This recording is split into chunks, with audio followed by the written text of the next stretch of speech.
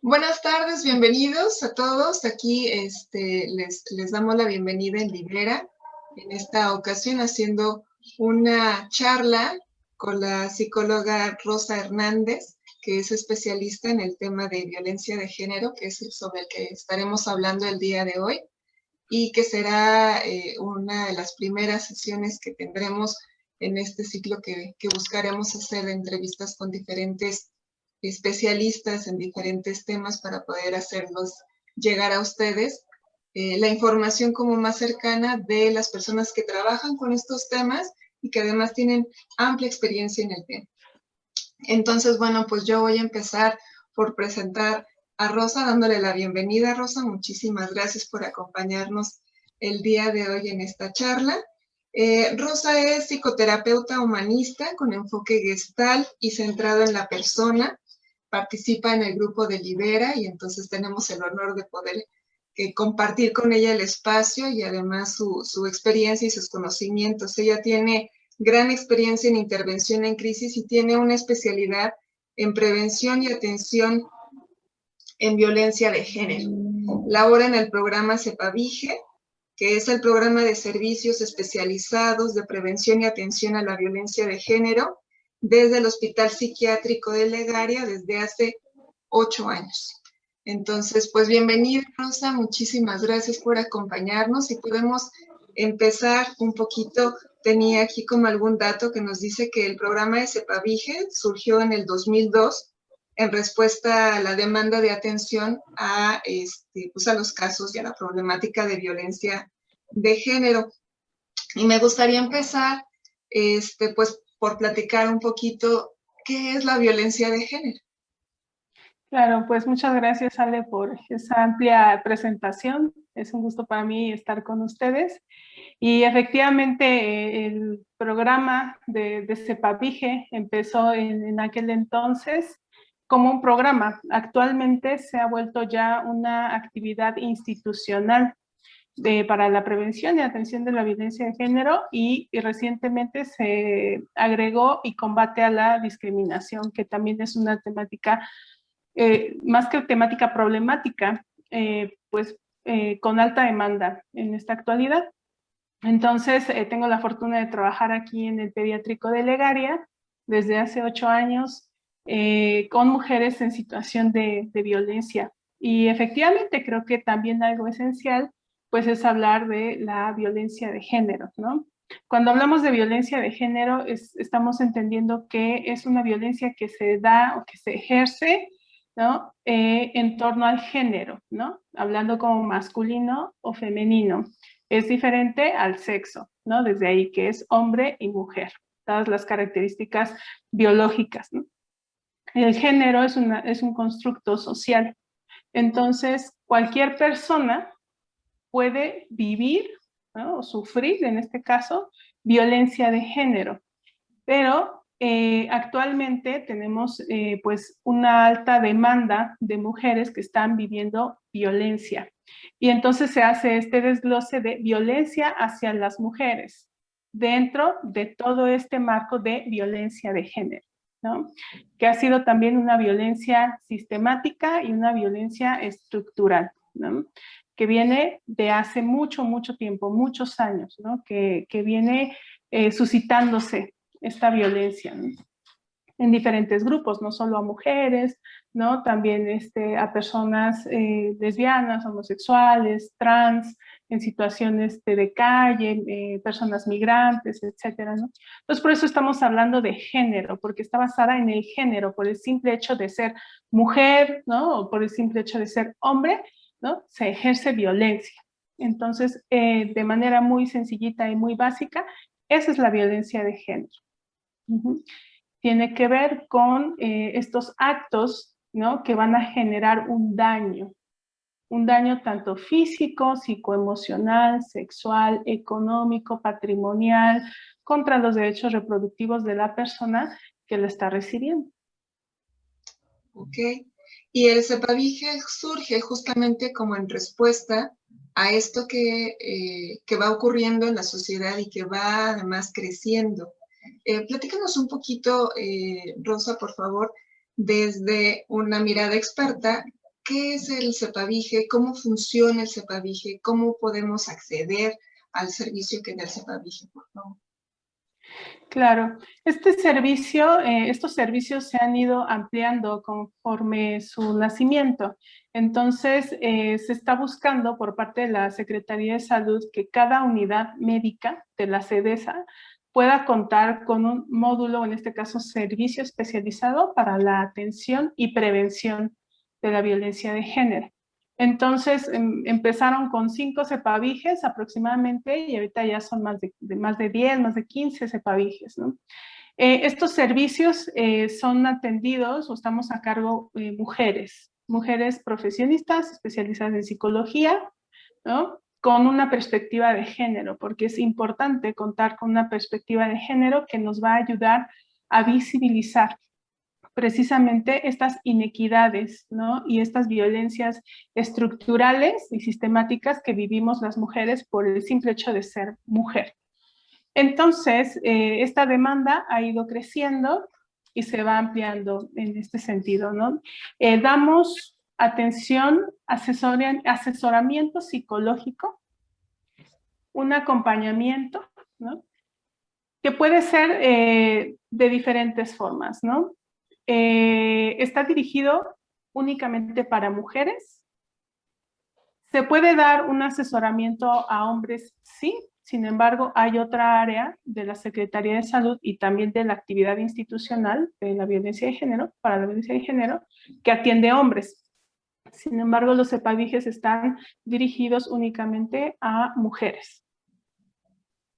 Entonces, la forma en que trabajamos con las mujeres es precisamente darles un servicio completamente gratuito, porque precisamente en esta parte de la violencia económica, estamos también dirigiéndonos a mujeres también que pueden estar en una situación económica muy precaria, ¿no? También estos CEPAVIGES están ubicados en zonas, ¿no? Como de alta marginación también, o zonas populares, ¿no? Donde tenemos el conocimiento de que la violencia está mucho más marcada que en otros sectores de la población. No quiere decir que no exista, pero se enmarca más precisamente por la cuestión laboral, económica, el mismo contexto social en el que se encuentran. Entonces la demanda es mucho más elevada. Entonces, la finalidad de que estos servicios se encuentren en estas zonas en específico, pues es tener ese alcance y que sea accesible para las mujeres, ¿no? Por eso es gratuito y se da la atención y el seguimiento de la misma forma. Okay. Dentro de esta atención, ¿sí, Ale? ¿Quieres No, está bien. comentar algo? Dentro de esta atención, depende mucho de cómo se acerque la usuaria. Tenemos diferentes formas de captarlas. Una de ellas son las pláticas informativas que se dan dentro de las unidades de atención. Las pláticas informativas, precisamente, el objetivo es que podamos sensibilizar a la población a la que llegamos. Desde informar qué es violencia, cuáles son los tipos de violencia y darles unos ejemplos generales de cómo pudieran estar ellas mismas viviendo esta violencia y darles apertura para que se puedan acercar a estos servicios y puedan hablar de esa situación, primero reconocerla, que ese es el punto más importante. Cuando hablamos de una violencia sistemática y estructural, también estamos hablando de la naturalización de la violencia, ¿no? La normalización de la violencia. Puede ser que una mujer esté viviendo violencia desde bebé y por lo mismo no la identifica, no la reconoce porque es algo normal, entre comillas normal, ¿no?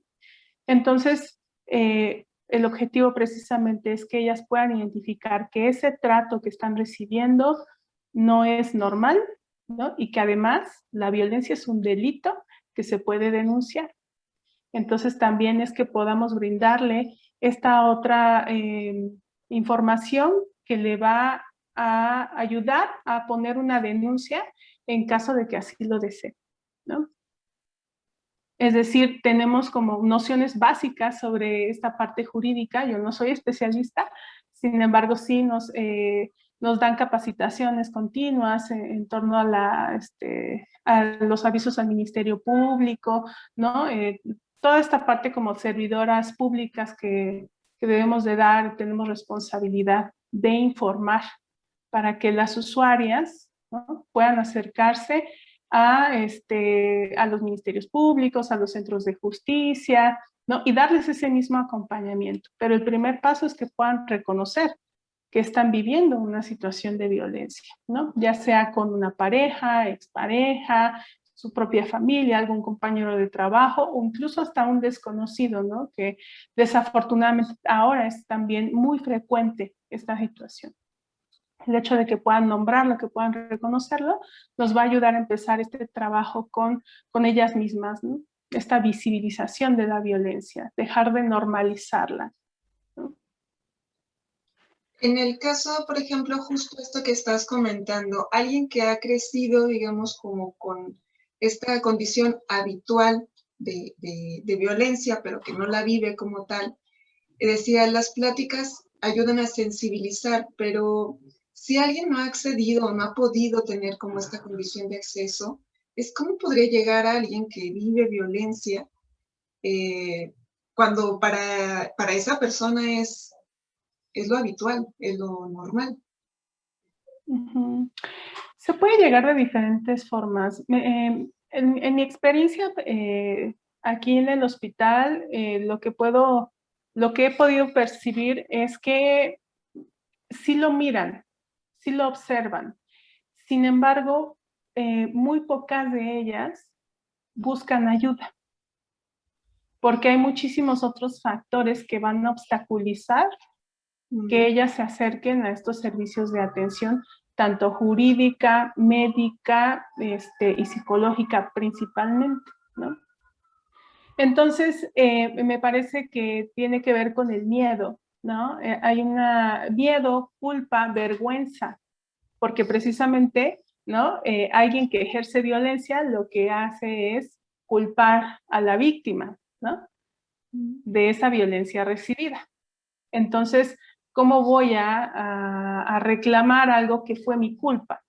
Entonces, desde ese constructo, pues yo creo que no debo de decir que esto está mal, porque pues yo lo generé, ¿no?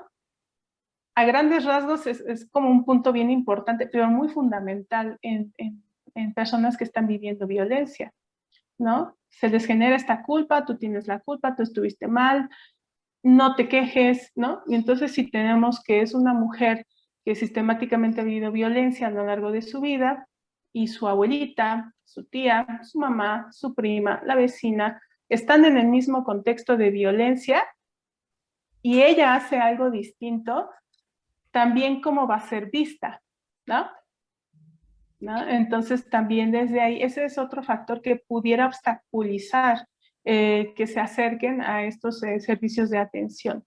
Entonces también se reparten folletos, se dan pláticas, talleres, o sea, y también es comprender nosotras como especialistas esta situación en la que están inmersas, ¿no? Entonces pareciera complicado, pero también con el tiempo, si ellas están recibiendo este tipo de información de manera continua, eso se va quedando también en ellas, como, a ver, esto no está bien, esto no es normal, híjole, aquí ya me generó algo, un movimiento, algo me pasó.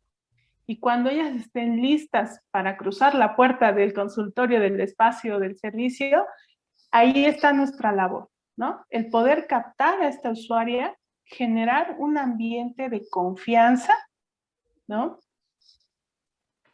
Para que ellas puedan tener este apego, ¿no? No solo al tratamiento, ¿no?, sino a todo su proceso que si ellas deciden pueden iniciar en ese momento, ¿no? A veces han escuchado una plática hoy y en 6 meses se acercaron al servicio, pero ellas se acercaron, ya vieron algo distinto, se animaron, ¿no? Vieron el espacio abierto, me escucharon y se quedaron con esa información. Entonces, tiene que ver mucho también con la empatía y con la forma en que nos acercamos a ellas. Es decir, eliminar el juicio, ¿no? Porque me parece que de pronto puede llegar a haber mucho juicio hacia una mujer, una persona que está viviendo violencia, ¿no? precisamente por el hecho de que no habló. Bueno, ¿no? Creo que como seres humanos no, podemos estar atravesando por situaciones sumamente dolorosas o que nos generan culpa o vergüenza, etcétera, y no hablarlo en años, hasta que me siento en un ambiente de seguridad psicológica, de apoyo, apoyo institucional, apoyo social, apoyo familiar, que yo puedo empezar a hablar de lo que me está pasando. Entonces, es una estructura muy compleja, ¿no? Y la empatía nos va a ayudar, ¿no? Porque nadie, ninguna persona, ninguna de nosotras está exenta de vivir una situación de violencia. Entonces, a partir de ahí, yo puedo ser una profesionista, puedo estar trabajando incluso en un programa de violencia y vivir violencia. Claro. Y Uh-huh. de hecho, buscando un poquito alguna información para este encuentro que íbamos a tener, me llamó mucho la atención algunas estadísticas del INEGI que encontré, que decía que el 69.3% de las mujeres que sufren violencia viven en áreas urbanas. Están entre los 25 y los 34 años, son un 70.1%, pero la que más me llamó la atención fue que el 72.6% son mujeres con educación superior. A lo mejor en el prejuicio social uno supone que tal vez las personas que viven más esta violencia pudieran ser personas con educación básica o a lo mejor sin educación en áreas rurales, en fin, pero las estadísticas lo que nos están informando es que un porcentaje muy alto, ¿no? Un 72% es muy alto, son mujeres con educación superior. ¿A qué crees tú, también en tu referente, en tu experiencia, que pudiera deberse justamente esto, que la violencia puede estarse viviendo más en esta población que tal vez en otra, que pensaríamos que pudiera tener tal vez a lo mejor menos referente para poder enfrentarse a una situación de violencia o de maltrato? Yo creo que tiene que ver también qué tipo de violencia está viviendo, ¿no? Porque creo que también aquí cuando hablamos de la preparación de esa persona, ¿no? O el rango de edad, también tiene que ver con la edad reproductiva, por ejemplo, ¿no? Están en una etapa, una edad reproductiva. Y también al tener una profesión o a mayor estudios también, creo que la posibilidad de que puedan visibilizar y nombrar o denunciar estas violencias también es mayor. Y creo que por eso el índice pudiera estarse incrementando, ¿no? Entonces también tiene que ver con que puede ser que sean mujeres o personas que son más independientes. ¿En qué sentido? En el sentido económico, ¿no? Y eso también va a depender la elección de la pareja, ¿no? O con qué tipo de pareja se encuentren, ¿no? Y pueden estar viviendo una violencia mucho más marcada, incluso por lo mismo, ¿no? Porque si es una mujer que no está dependiendo de un otro, y si estamos hablando que la violencia también es el uso y abuso del poder, pues cómo va a estar en esta relación horizontal, ¿no? Necesito que haya esta disparidad, necesito tener el control, pero es una mujer que no va a acceder a esto. Entonces, puede ser que esté yo necesitando este sometimiento, pero esta mujer no, o sea, no permite ese sometimiento, ¿no? Entonces la violencia pudiera estar todavía más marcada, ¿no?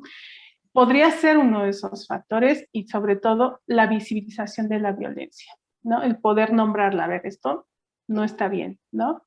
Como a diferencia en otros, no se naturaliza ni se normaliza, ¿no? Es más visible. Y en otros contextos sociales o en otro tipo de personas, no tipo de personas, sino en mujeres en otras situaciones, creo que pudiera normalizarse o naturalizarse más. Ese es mi comentario. Pudiera yo estar como no diciendo la verdad de la vida, esa es mi percepción, ¿no? Creo que podríamos como pensar en nosotras mismas también, ¿no? ¿Qué tipo de violencia estamos viviendo como mujeres adultas y profesionistas?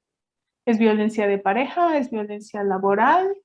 ¿No? ¿Es acoso callejero? ¿Qué tipo de violencia se está reportando? ¿No? Estamos viviendo, experimentando.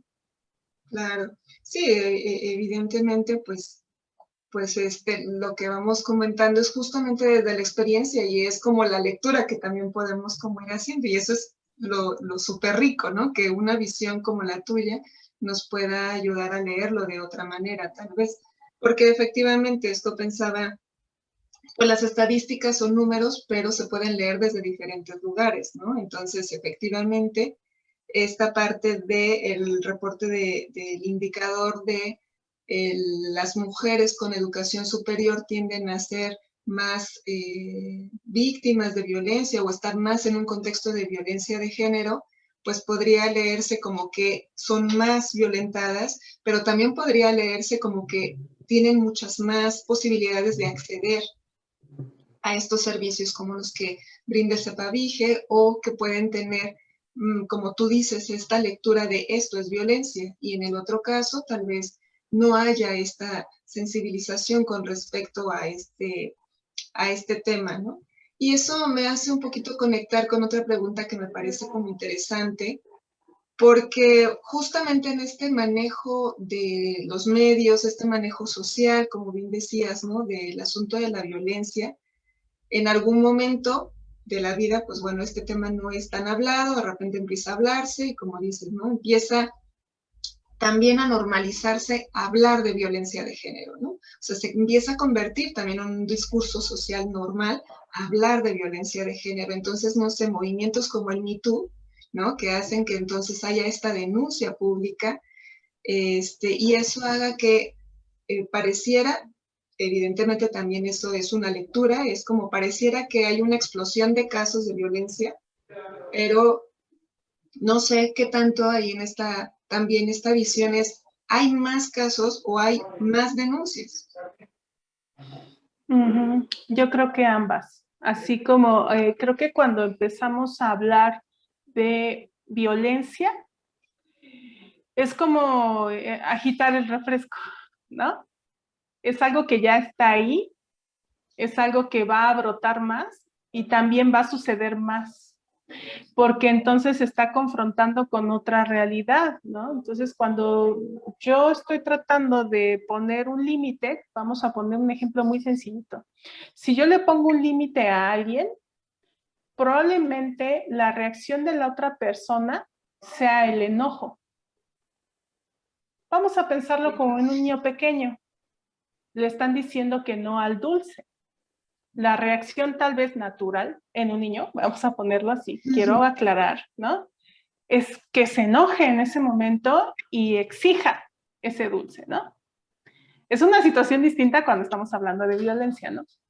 Pero regularmente cuando se pone un límite o se visibiliza una situación de desigualdad, de discriminación y de violencia, los índices de violencia también se disparan, ¿no? Porque como, me gusta mucho esta frase, ¿no? Que dice que cuando se goza de un privilegio, la igualdad parece opresión. Claro. Entonces, si yo siento que el otro, la otra va a tener el mismo privilegio que yo, no, entonces lo que quiero es nuevamente este sometimiento, porque entonces habría que cuestionarse, ¿no? Estoy haciendo un uso y abuso de ese privilegio que tengo, entonces si el otro lo va a tener, me va a hacer lo mismo. Entonces, es ese pensamiento de, ¿no? ¿Cómo? Y lo podemos escuchar ahora con este movimiento del 8 de marzo, del Día Internacional de la Mujer. ¿Cuántas respuestas ha habido en torno a las manifestaciones, huelgas, etcétera, ¿no? Que incluso se nota más. Entonces, obviamente, cuando hablo más y alzo más la voz, va a haber un otro que va a decir, no, no, no, o sea, no, no lo hagas, ¿no? ¿Para qué vas a visibilizar esto? Eso habla entonces de que sí, efectivamente, se está ejerciendo una violencia importante, ¿no? Entonces, en grupo también nos vamos a manifestar con mayor fuerza y por lo tanto la respuesta también va a ser en esa medida, ¿no? Desafortunadamente. Ok. En el otro caso, por ejemplo, ahorita que comentabas, ¿no? O sea, del CEPAVIGE está como surge de esta intención de atención a la violencia de género y entonces el asunto del género es esta construcción social alrededor de eres femenino o masculino, ¿no? Pues, ¿no? Independientemente del sexo biológico. Pero cuando buscas o cuando hablas o mencionas el asunto de violencia de género, casi en automático es pensar en violencia a la mujer. Y eso también es parte de un constructo social, ¿no? O sea, se va construyendo esta idea y como tú nos explicabas al principio, es el servicio de atención a violencia de género tiene como esta intención más hacia las mujeres, aunque hay, digamos, como una unidad o, digamos, un espacio donde se atiende también a la violencia de género a hombres. Sin embargo, socialmente e inclusive, no sé, también en esta parte de si nos acercamos a datos con la OMS o con la ONU y demás, en general se habla de violencia de género como violencia a la mujer. Y además hay mucho este discurso también de, o esta crítica al discurso excluyente o el discurso opresor, ¿no? Hacia las mujeres, pero por el otro lado, el discurso de violencia de género es un discurso prioritaria o casi exclusivamente femenino. ¿Qué riesgos hay en eso justo con respecto a esta igualdad? Es que creo que tenemos que diferenciar igualdad de equidad, ¿no? Entonces, cuando estamos hablando de igualdad, estamos hablando de esta igualdad en derechos y de acceso a la justicia para hombres y mujeres, ¿no? Y en equidad precisamente es visibilizar las inequidades. Entonces, si estamos hablando de una violencia estructural y sistemática, en relación a los hombres, las mujeres hemos vivido, bueno, muchísima violencia. No quiere decir que no exista violencia hacia los hombres, por supuesto que la hay, pero no es de la misma forma, ni con la misma finalidad, ¿no? Objetivo, ni en la misma proporción, en absoluto. Por eso, cuando hablamos regularmente de violencia de género, esta está enfocada hacia las mujeres, precisamente porque durante mucho tiempo, históricamente, ¿no? Se ha oprimido a las mujeres por el simple hecho de ser mujeres.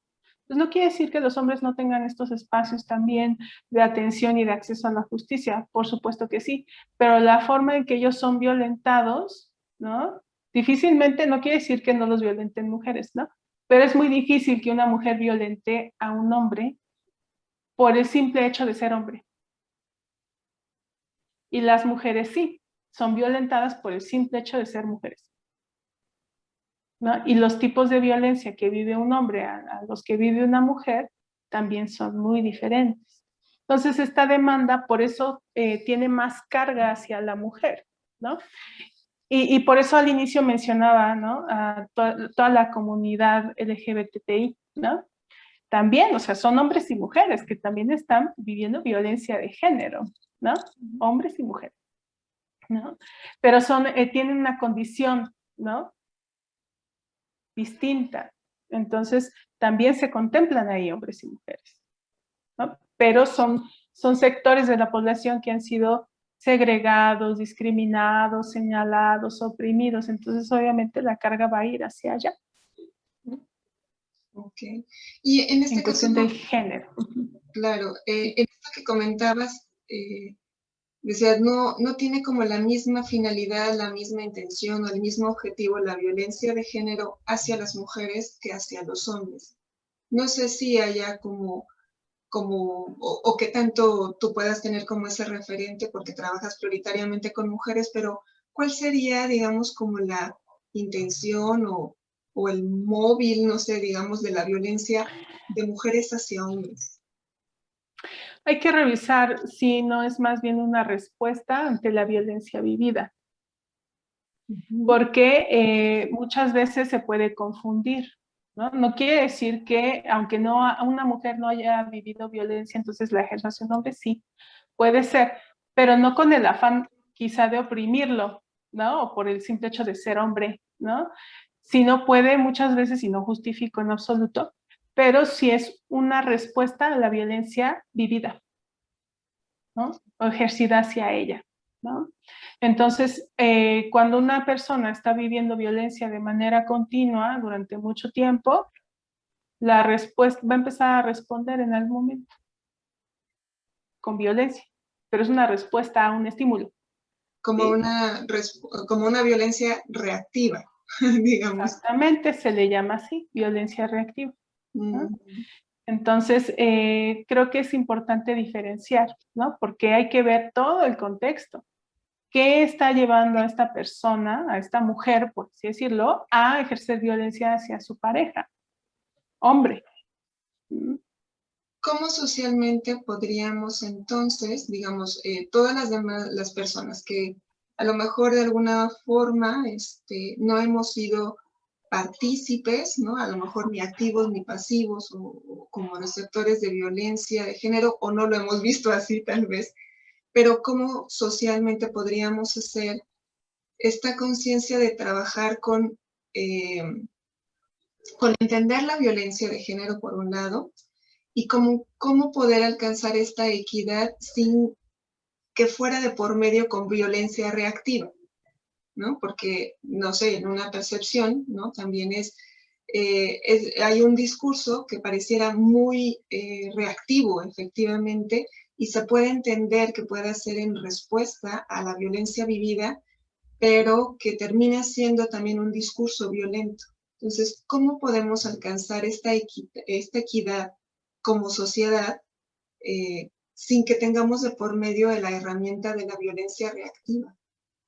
Creo que esto lo he escuchado también en otros espacios y era lo que yo mencionaba precisamente esta semana en estas actividades que tuvimos también aquí en el hospital, es escuchar a las mujeres, ¿no? Escuchar. Y no solo a las mujeres, también a los hombres, ¿no? Escuchar la historia de vida del otro, de la otra, me va a ayudar a comprender, ¿no? Desde dónde se está viviendo. Entonces, lo importante es eliminar juicios y justificar acciones. O sea, no podemos justificar un acto violento, pero podemos comprender desde dónde está surgiendo. Y la escucha me va a permitir también dialogar. ¿Qué es lo que me está pidiendo el otro? ¿Qué es lo que está necesitando el otro? ¿No? Y el diálogo nos va a ayudar también a sanar, ¿no? Eso es algo básico. Qué bonito. El diálogo, la expresión nos va a ayudar a sanar. Claro. Mutuamente, ¿no? Qué bonito esto que dices justamente, ¿no? O sea, poder escuchar al otro, que, que esa escucha nos va a permitir, pues, evidentemente visibilizar, darle cabida al otro, darle su lugar, dármelo a mí, y esta mutua escucha, entonces es el camino, un camino como muy importante, como dices, sin juicio, para poder conseguir esa equidad. Me encanta como un poco poder tal vez cerrar un poquito esta charla con esa idea, porque es como de todo lo que tú nos has comentado, poder saber dónde poder acercarnos, cómo hacerlo, saber que existen estas alternativas de apoyo, de información, que son accesibles además, y podernos ir un poquito como con esta idea de lo que nos acabas de decir, la diferencia entre la igualdad y la equidad que nos acabas de compartir, y además de cómo conseguir esa equidad, no solamente siendo parte de una situación de violencia, sino como parte de la comunidad, de la sociedad, es hacer esto constantemente, ¿no? O sea, poder escuchar al otro siempre podrá ayudar y contribuir un poco con esta equidad de género para que no tengamos que estar viviendo violencia reactiva, sino más bien ya poder ir construyendo la equidad de género para las siguientes generaciones, ¿no? Esa es una idea linda, romántica, excelente, ¿no? Muchísimas gracias, Rosa. Me gustaría que para que pudiéramos cerrar, nos pudieras compartir para los que van a escuchar si hay alguna página, digo, de todas maneras les haremos llegar, pero alguna página o cómo sería la manera más directa para poder llegar a alguno de los servicios de CEPAVIG. Pueden encontrarla en la Secretaría de Salud, esta actividad institucional. Si no tienen el acceso a Internet, prácticamente pueden acudir a hospitales generales de la Secretaría de Salud y a algunos centros de salud también, preguntando precisamente por los CEPAVIGES.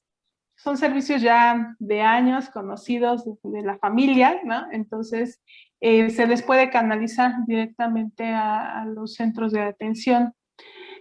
No solo los CEPAVIGES dan esta atención a la violencia, también está el Instituto de las Mujeres, están los centros de justicia, ¿no? Entonces también ahí pueden acceder a atención psicológica, jurídica, ¿no? Y demás. Entonces, siempre, bueno, en este caso en el hospital pediátrico, que se está en la Miguel Hidalgo, pero prácticamente en cada delegación existe un hospital con un CEPAVIGE. Y si en ese hospital no se encontrara este servicio, pueden solicitar que les hagan una referencia o una canalización a ese servicio. Okay. Y ahí en la misma institución les pueden dar es una hojita o pueden informarles, les pueden dar la dirección de otro CEPAVIGE más cercano a su domicilio y la atención es gratuita para las mujeres que viven en la Ciudad de México. Muy bien, muchísimas gracias, Rosa. También igual, bueno, ya saben, como dijimos al inicio, Rosa es terapeuta en el grupo de Libera.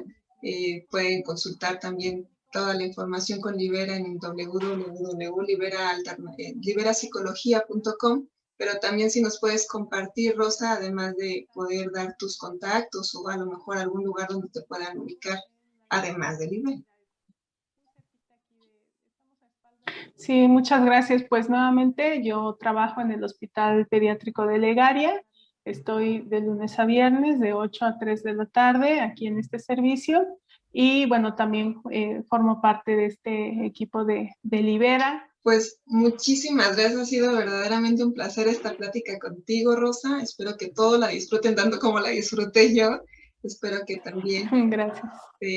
Puedas acompañarnos en algún otro momento con algún otro tema o profundizando justamente en estos temas con cualquier comentario que nos vayan proporcionando y entonces podamos profundizar a lo mejor en algún tema específico que a alguien le pueda surgir después de esta charla que hicimos el día de hoy.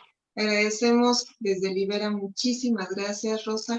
Gracias a todos por escucharnos y pues nos vemos muy pronto con otra plática con algún otro especialista y otro tema que sea de su interés.